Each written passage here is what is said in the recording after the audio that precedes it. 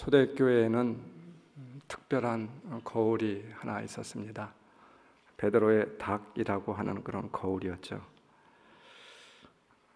베드로의 거울을 통하여서 제자들은 한번 자신들의 영적인 그런 모습을 살펴보게 되었습니다.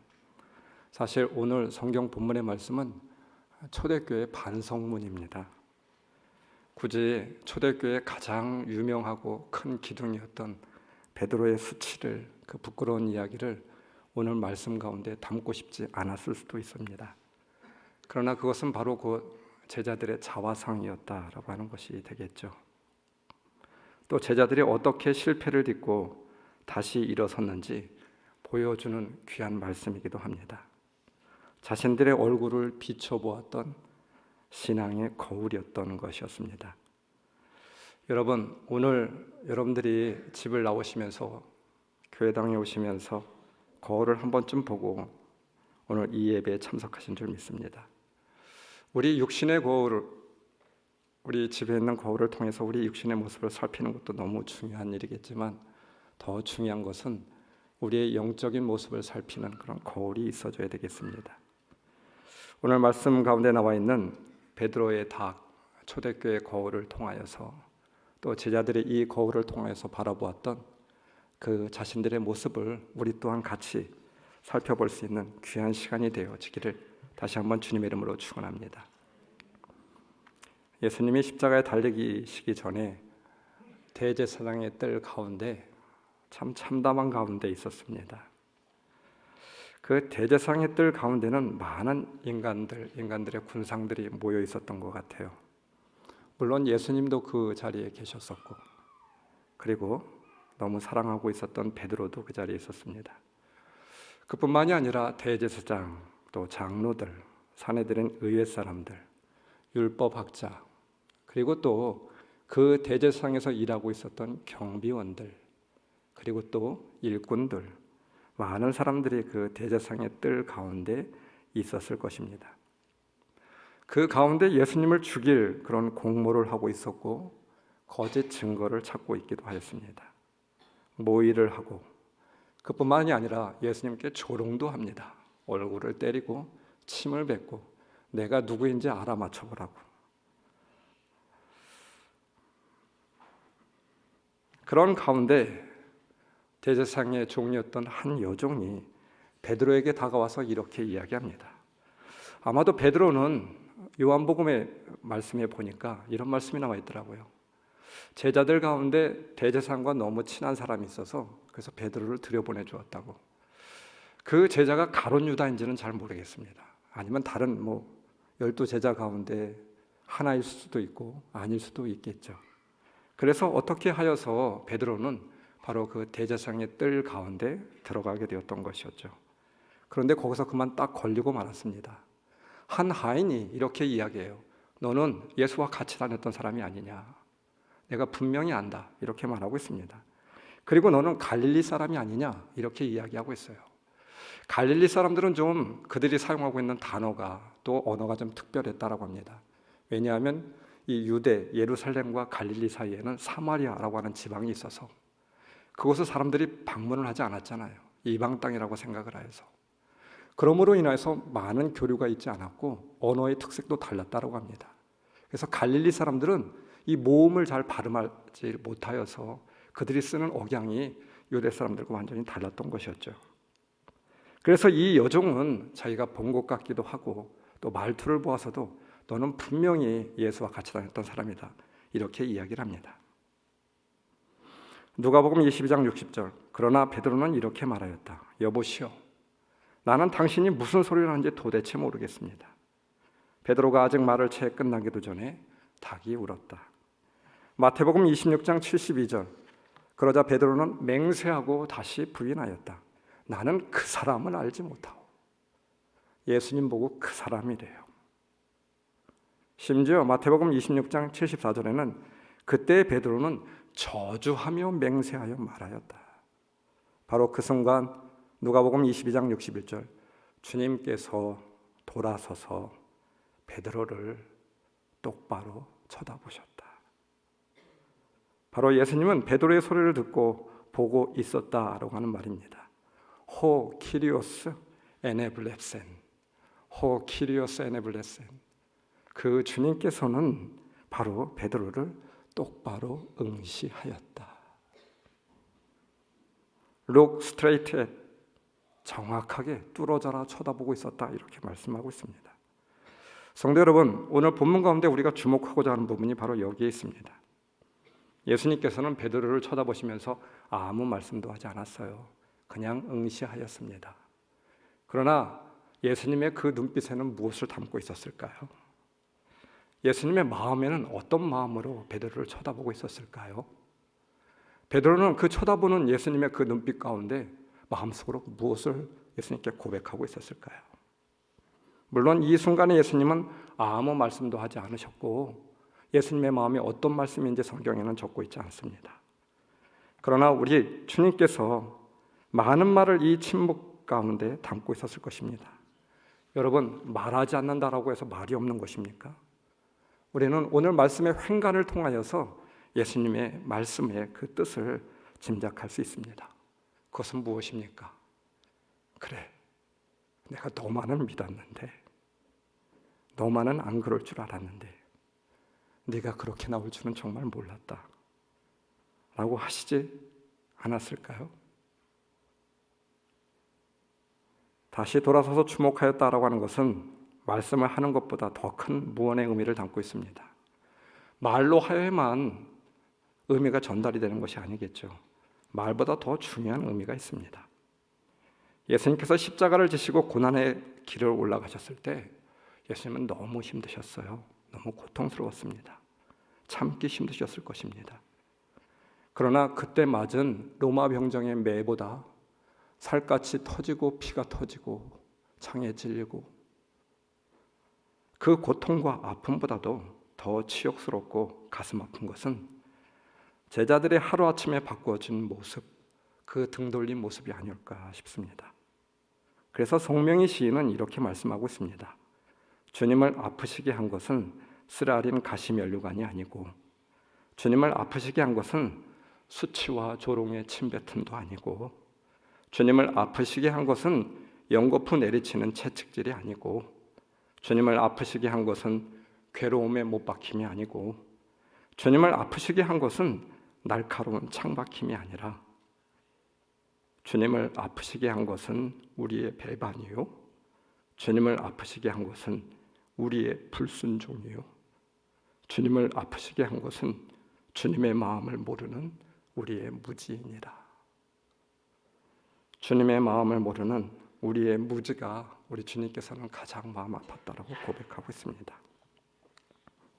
사랑하는 성도 여러분, 반대했던 사람들은 반대하려니 그렇게 생각할 수 있습니다. 너 바리새인, 대제사장, 내가 너 그럴 줄 알았어. 니네들은 본래부터 그런 사람들이었잖아. 그래서 늘 그러느냐 하였습니다.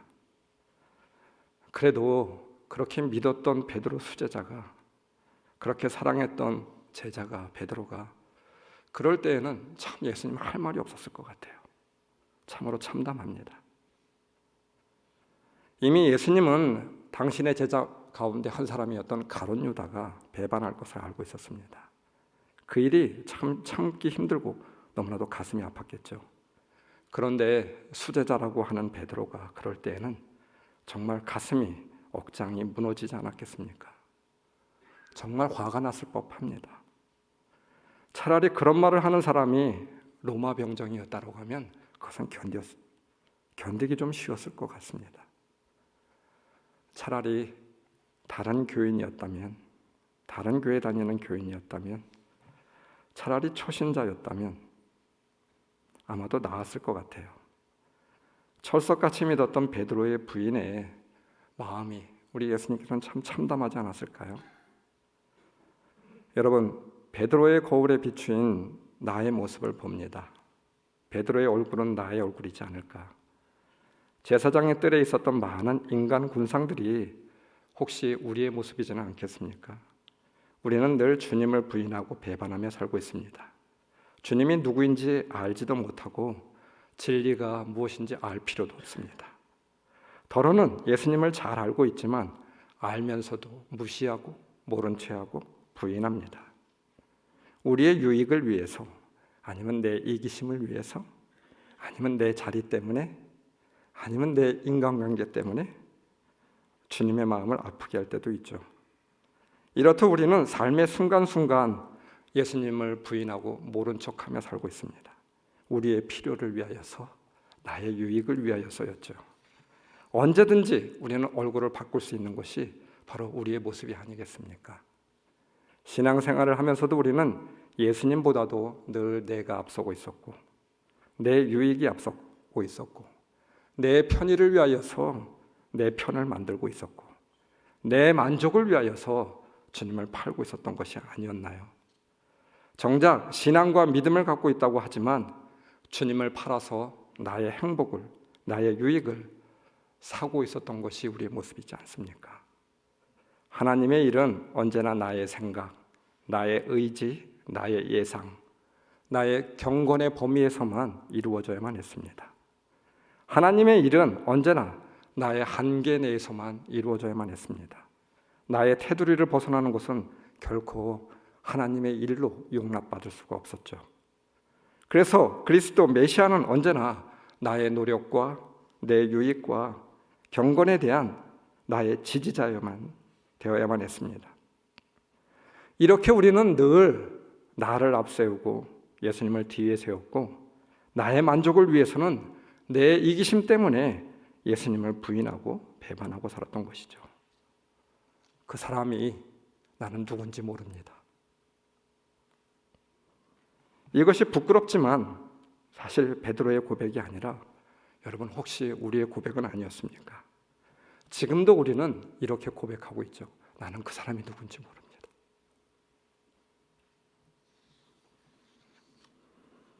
여러분, 이처럼 베드로가 우리가 예수님을 부인할 수밖에 없었던 이유가 무엇이었을까요? 그것은 다른 데 있지 않았습니다. 오늘 말씀을 보십시오.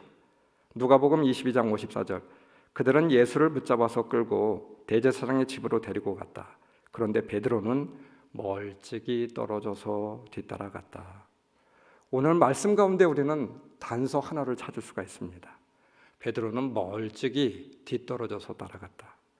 예수님 앞에 가지도 않았고, 예수님 곁에서 같이 동행하지도 않았고, 힘들고 어려울수록 가까이 바짝 다가가서 예수님의 그 고통의 시간들을 보내고 있는데 베드로만이라도 같이 따라가 줘야 되는데 베드로는 그렇게 하지 않았습니다. 그냥 멀찍이 뒤쫓아 이렇게 가게 되었습니다. 동물의 왕국을 보면 여러분, 맹수가 사냥을 할 때 꼭 보여지는 것이 있습니다.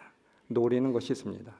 멀찍이 홀로 있는 것, 멀찍이 뒤떨어져 있는 것, 그런 연약한 놈을 노립니다. 무리들이 모여 있으면 절대 사냥을 안 합니다. 그리고 사냥을 하게 된다라고 하면 그 무리를 흩어놓게 되죠.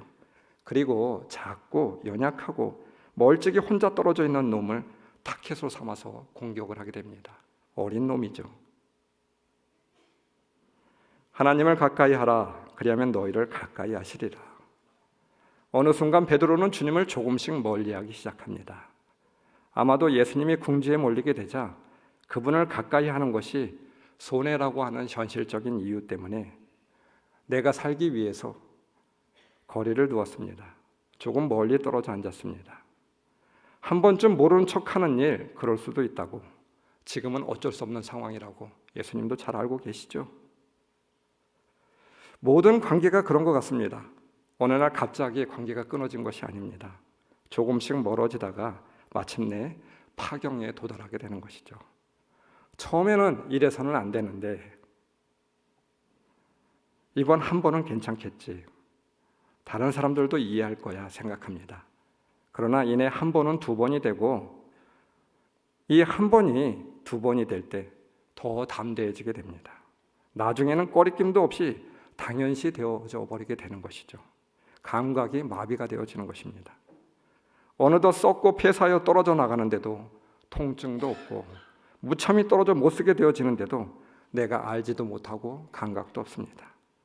여러분, 정말 이것이 무서운 일 아니겠습니까? 영적인 나병, 죽음에 이르게 하는 병, 바로 영적인 나병이 아니겠습니까? 우리의 신앙생활은 어떠합니까? 조금씩 신앙생활을 게을리합니다. 기도 생활도 조금씩, 예배 생활도 조금씩, 결국에는 고목처럼 쓰러져 죽고 마는 것입니다. 한순간에 넘어지는 것이 아니에요. 조금씩 주님 안에서 멀어지다 보니까 넘어지고 그렇게 쓰러지게 되는 것이죠. 끝내는 베드로처럼 바로 예수님을 부인하고 나는 당신과 상관이 없습니다. 나는 당신을 모릅니다. 라고 고백하는 이와 같은 일이 무서운 일 아니겠습니까? 사람들은 영적 침체에 빠지고 믿음 생활에 기쁨이 없는 것을 자신이 멀어진 것을 보지 못하고 상황이나 사람을 탓하고 있습니다. 아니면 우리는 또 다른 이유에서 찾고 있는지도 모르겠어요. 그때는 어쩔 수 없었다고. 정말 그랬다고. 다들 그렇게 하고 있다고. 내가 원해서가 아니라 그렇게 해야만 된다고. 또 이렇게 말할 수도 있습니다. 내가 할 수 있는 것은 여기까지였다고. 대제사장의 집까지 찾아온 것만도 어디냐고. 나름대로 나의 모든 것, 내가 할 수 있는 일 다 했다고. 그리고 그런 상황에서는 나도 더 이상 어쩔 수 없었다고 항변할 수도 있겠죠. 아닙니다. 상황과 문제 때문이 아니었어요. 다른 것에 문제가 있는 것은 아니죠. 그럼 무엇입니까? 내가 주님의 곁에서 조금씩 내가 주님과의 관계 속에서 조금씩 멀어진 것이지, 누가 나를, 다른 상황이, 다른 문제가 나를 멀어지게 만들고 침체에 빠뜨린 것이 아닙니다. 누가복음 22장 55절, 베드로는 그들 가운데 끼어 앉아 있었다. 그런데 베드로는 뜰 바깥에서 모르는 사람들과 함께 있었습니다. 예수님이 서 계시고 신문받았던 그 뜰이 아니었습니다. 불 주변에 모이던 이들은 예수님과 상관없는 그런 사람들이었어요. 그 무리에서 생겨난 예수님의 반대의 군중 심리가 베드로에게 그대로 묻어나오게 되죠. 여러분, 복 있는 사람들은 뭐라고 말씀하고 있습니까? 시편에서 시편 기자는 1절에서 이렇게 말씀하고 있어요. 악인들의 꾀를 따르지 아니하며 죄인들의 길에 서지 아니하며 오만한 자들의 자리에 앉지 아니하고. 누구와 함께 앉아 있느냐, 함께 있느냐, 서 있느냐, 우리 삶의 질을 결정한대요. 물고기는 물을 떠나지 말아야 하고, 사자는 정글을 떠나지 말아야 하고, 새는 하늘을 떠나지 말아야만 됩니다. 성도의 모임과 교회는 우리 삶의 젖줄이요 성숙의 마당이 되겠죠. 다른 무엇에 길이 있지 않습니다. 그런데 베드로는 어느새 제자들의 공동체를 떠나서 안티 예수님의 무리 가운데 주저앉기 시작하였습니다. 거기에는 예수님을 죽이려고 하는 사람들 뿐이었습니다. 그때부터 베드로는 자연스럽게 무너지고 죄의 길에 들어서고 있었던 것이었죠. 끝내는 그 사랑하는 베드로까지 예수님을 부인하고 저주하였던 것입니다. 여러분, 우리가 지금 서 있는 뜰은 과연 어디입니까? 여러분은 어느 뜰 가운데 서 있습니까? 오늘 확인해 보십시오. 여러분이 숨쉬고 대화하고 생활하는 뜰이 예수님이 계신 뜰, 그 예수의 뜰이 되어야 될 줄 믿습니다. 거기에 바로 참된 안식, 평화, 은혜와 축복이 있게 되는 것이죠. 하나님의 백성인 우리가 거해야 될 뜰이 있습니다. 하나님의 말씀이고 믿음의 뜰입니다. 예수님 안에 거해야 됩니다. 우리의 심령이 하나님의 거룩한 성전이라고 했잖아요. 하나님이 계신 성전, 거룩한 뜰입니다. 우리의 심령 가운데 예수님을 모셔야만 됩니다. 그래서 예수님과 함께 거하는 우리의 심령의 뜰이 되어야 되겠죠. 우리 마음의 뜰, 심령의 뜰 안에 주님이 더 이상 우선순위가 되지 않아서는 너무나도 곤란합니다. 우리가 사실 어디에 거하느냐는 이미 우리 마음으로부터 정해지는 것이죠. 우리의 마음에 무엇을 담고 있느냐에 따라서 우리의 행동이, 발걸음이 그렇게 가게 되어 있게 되는 것입니다. 예수 그리스도가 내 심령의 뜰에 거해야 될 줄 믿습니다. 그것이 바로 우리의 우선순위가 되어야 될 줄 믿습니다.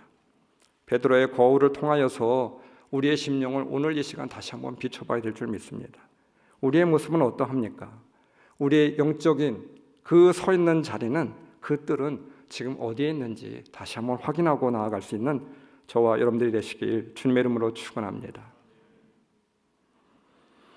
거울의 두 번째 의미가 있어요.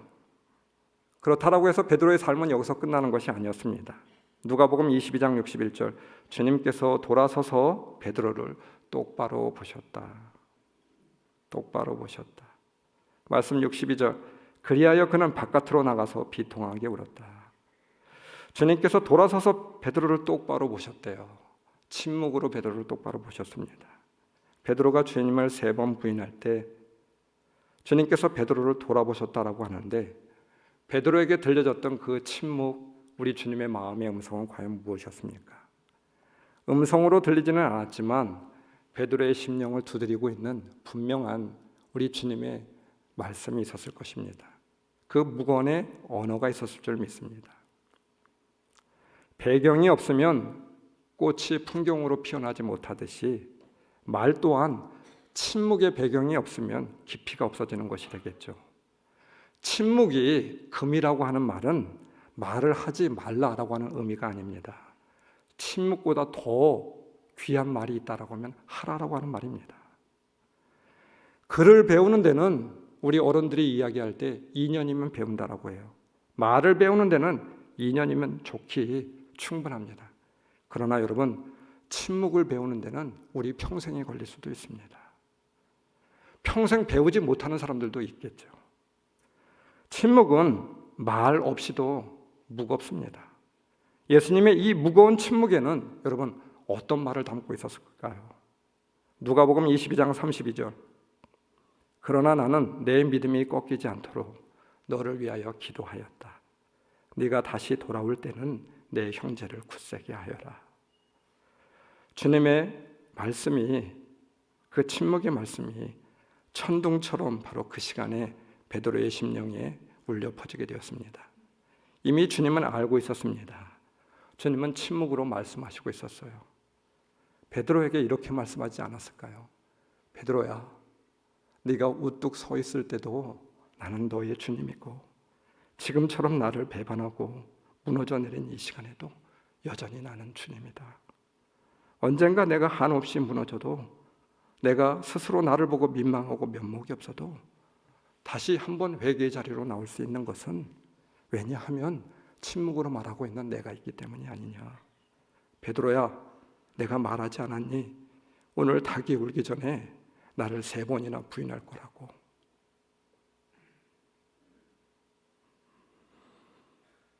나는 너를 알고 있다. 너는 다시 일어설 것이야. 예수님을 부인하고 배반한 초라하고 보잘것없는 형편없는 인간이라 할지라도 너는 자책하지 말아라. 네가 어떤 존재이든지 나에게 너를 포기하게 만들 수 있는 것은 단 하나도 없어. 나는 여전히 너를 사랑한다. 여전히 너를 용서한다. 내 믿음이 꺾이지 않도록 내가 기도하고 있다. 다시 돌아올 때는 내 형제를 굳세게 하여라. 이 예수님의 침묵의 언어가, 용서의 말씀이 예수님의 침묵 속에서 베드로에게 천둥처럼 울려지지 않았겠습니까? 예수님은 십자가를 지실 때 아무 말 없이, 아무 변명도 없이 지셨습니다. 빌라도의 법정에서 고문을 받고 재판을 받을 때에도 침묵하셨습니다. 십자가형을 받을 때에도 아무 말 없이 침묵하셨습니다. 왜 예수님은 생과 사의 갈림길에서 침묵으로 일관하셨습니까? 털 깎는 자 앞에서도 잠잠한 양같이 침묵하시며 십자가를 지셨습니다. 이사야서 53장 7절, 그가 곤욕을 당하여 괴로울 때에도 그의 입을 열지 아니하였으며 마치 도수장으로 끌려가는 어린 양과 털 깎는 자 앞에서 잠잠한 양같이 그의 입을 열지 아니하였도다. 세상의 모든 소리를 이기는 그 침묵이 우리를 구원하였던 것이었죠. 우리를 용서하였습니다. 용서받을 수 없는 나 같은 죄인을 우리 주님께서는 침묵으로 용서하셨습니다. 이 침묵이 큰 사랑이요, 이 침묵이 예수님의 큰 은혜였습니다. 다시 기회를 주시는 하나님의 배려였고, 여전히 사랑하고 있다라고 하는, 여전히 너를 포기할 수 없다라고 하는 예수님의 사랑의 표현이었던 것이었죠. 그렇습니다. 예수님의 침묵은 십자가의 용서였습니다. 이 십자가의 침묵 속의 말씀이 배반한 베드로를 어루만지고 용서하게 되었고, 다시 일으켜 세우게 되었습니다. 우리를 살리고 있는 말씀이 되고 있는 것이죠. 십자가는 사랑입니다. 곧 용서입니다. 결코 포기할 수 없는 사랑이 되겠죠. 주님은 십자가에서 죽으셨습니다. 물과 피를 흘려주셨습니다. 마지막 피 한 방울까지도 아낌없이 주셨습니다. 베드로를 위해서 죽으셨고 나를 위해서 죽으셨습니다. 그래서 어거스틴이라고 하는 신학자는 이렇게 이야기하고 있어요. 이 세상에 단 한 사람을 위하여서도, 나 한 사람을 위하여서도 주님은 십자가를 지셨다고. 나 한 사람을 사랑하시고 용서하시기 위한 구속의 은혜, 그것이 바로 십자가의 은혜였잖아요. 1997년 8월 달에 괌에서 우리나라에서 정말 비극적인 사고가 일어났습니다. 칼기가 추락하여서 많은 사람들이 죽었어요. 이때 죽었던 사람이 229명, 정말 유명한 사람들인데 많이 죽었어요. 또 25명이 부상을 입게 되었습니다. 이 비극적인 사고로 인하여서 기사에 났던 한 사람이 있었는데 신기아 의원이라고 하는 국회의원이 죽게 되었습니다. 그런데 문제는 그 이후에 있었습니다. 아들이 죽었다라고 하는 소식을 들었던 노모였던 이묘현 여사가 이 아들이 죽음을 알고 가슴을 치며 통곡을 하며 그날부터 식음을 전폐하였습니다. 물도 밥도 먹지 않았습니다. 그리고 죽는 날까지 음식을 입에 대지 않았습니다. 기아야, 나는 네가 보고 싶다. 노모는 죽은 아들을 생각하면서 슬퍼하다가 결국 50일 만에 아무것도 먹지 못하고 그렇게 세상을 떠나게 되었습니다. 이 노모의 슬하에는 신기하 의원 외에도 아들과 딸이 많이 있었다라고 해요. 그리고 그 밑에서 난 손자와 손녀들도 참 많았습니다. 그런데도 다른 자식들이 죽은 자식을 대신할 수 없었던 것이었죠. 그렇습니다. 저는 이 기사를 보면서 사랑은 다른 것으로 대체할 수 없다라 생각이 들게 됩니다. 하나님이 이처럼 우리를 사랑하셨습니다.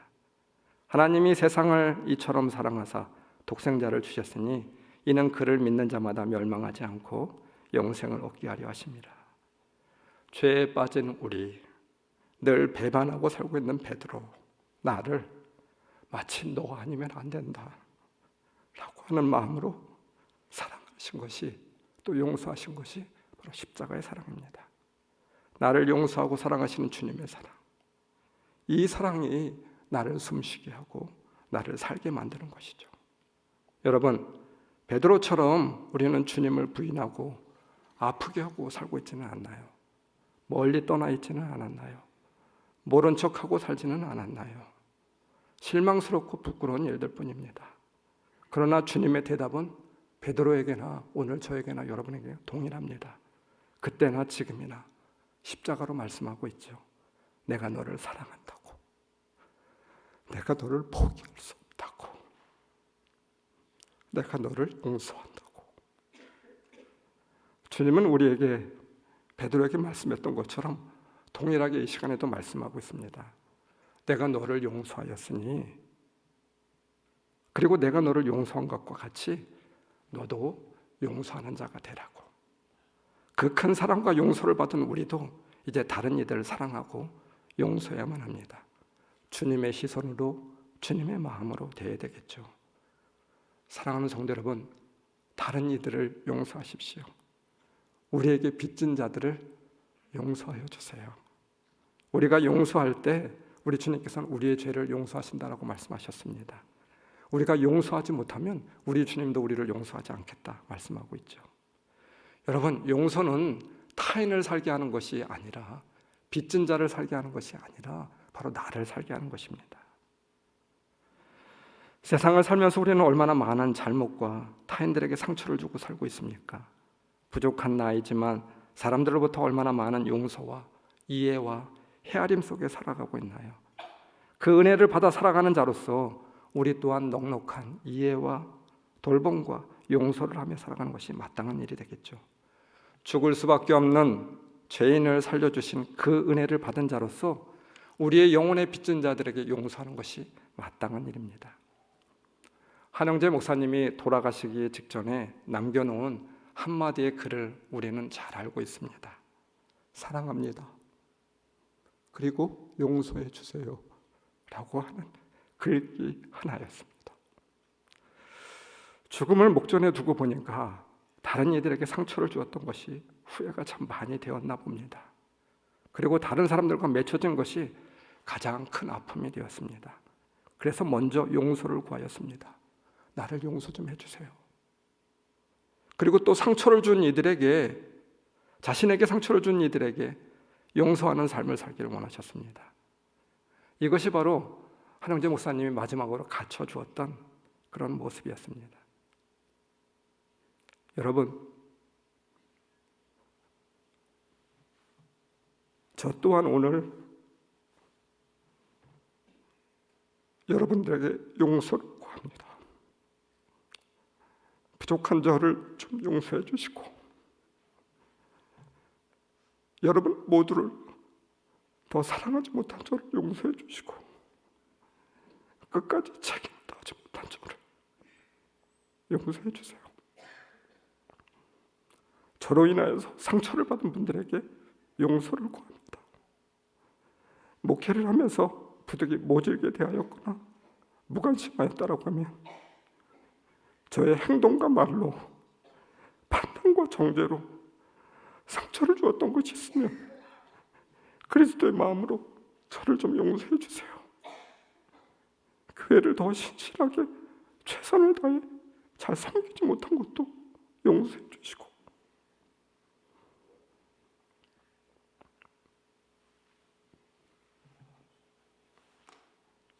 교역자와 직원들에게 더 잘해주지 못하고 섬기지 못했던 것 용서해 주세요. 저는 받고 누리기만 하였지 그리스도의 사랑으로 여러분을 세심하게 살피지도 못했습니다. 주님은 기꺼이 배반한 베드로를 용서하여 주었고 사랑으로 일으켜 세워 주었듯이 주님의 한없는 그 사랑과 용서와 은혜로 베드로를 다시 일으켜 세울 수 있었듯이, 그래서 다시 담대히 사명의 길을 걸어갈 수 있었듯이 여러분이 저를 용서해 주셨으면 좋겠습니다. 베드로는 그 주님의 용서로 기꺼이 자신의 목숨까지 내어놓을 수 있는 담대한 믿음의 사람이 될 수 있었고, 다시 사명자의 길로 걸어갈 수 있었습니다. 사랑하는 성도 여러분, 주님의 사랑과 용서로 우리는 다시 힘을 낼 수 있겠죠. 그 사랑과 용서를 받은 자로서 우리도 서로 용서하고 사랑하며 살아야 되겠습니다. 이것이 마땅한 일입니다. 베드로는 평생 그날 그 장소에서 침묵 속에서 말씀하셨던 주님의 그 뜨거운 음성을 잊을 수 없었습니다.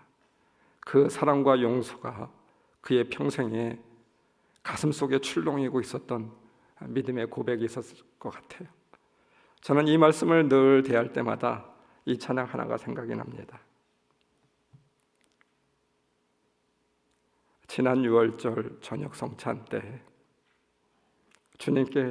주님과 함께 마시던 빗잔, 그 일이 문득 생각이 나면 어느새 내 뺨에 주르르 눈물만이 흐릅니다.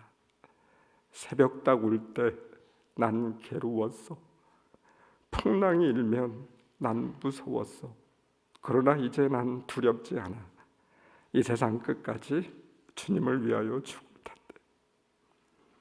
아름다웠던 지난 추억들, 사랑했었던 많은 사람들, 멀고도 험한 고난의 길을 나 이제 말없이 주님을 위해서 떠나야지. 수없이 사람들 위해 당신이 어쩐 고귀한 이세,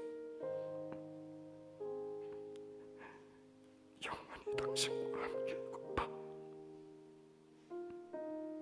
사랑의 십자가를 맞이하네. 수없이 많은 사람들 위해 당신이 바친 고귀한 희생, 영원히 당신과 함께 있고파 사랑의 십자가를 맞이하네. 말씀을 준비하는 가운데 토요일 새벽에 저에게도 들려졌던 찬양 하나가 있었습니다. 푸른바다 나서님은 어디든지 가오리다. 괴로우나 즐거우나 주만 따라 가오리니 어느 누가 막으리까? 죽음인들 막으리까? 어느 누가 막으리까? 죽음인들 막으리까. 아골골짝 빈들에도 복음 들고 가오리다. 소돔 같은 거리에도 사랑하고 찾아가서 종의 몸에 지닌 것도 아낌없이 드리리라. 종의 몸에 지닌 것도 아낌없이 드리리라. 존귀 영광 모든 권세 주님 홀로 받으소서. 멸지 천대 십자가는 제가 지고 가오리다. 이름 없이 빛도 없이 감사하며 섬기리다. 이름 없이 빛도 없이 감사하며 섬기리다. 이 찬양을 부르며 참 많이 울었습니다. 주님을 늘 부인하고 멀리하고 배반한 베드로이지만 우리이지만 주님이 먼저 우리를 사랑하시고 포기하지 않으시고 붙드시고 용서해 주시는 그 주님의 은혜에 우리는 다시 일어설 수 있는 것이죠. 다시 사명의 길을 걸어갈 수 있는 것입니다. 사랑하는 성도 여러분, 초대교회는